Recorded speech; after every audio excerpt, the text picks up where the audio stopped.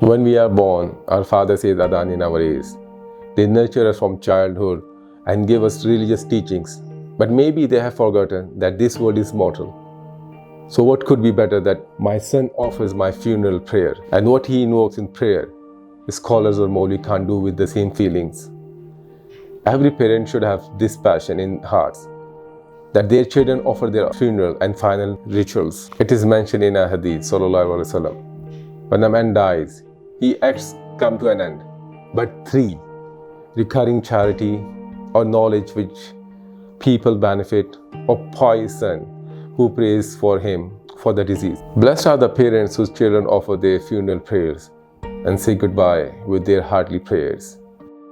Unfortunate are the kids whose parents' funeral is being offered and they are silent because they don't know how to pray the funeral prayers. In fact, during the lifetime of our parents, we should also pray for them.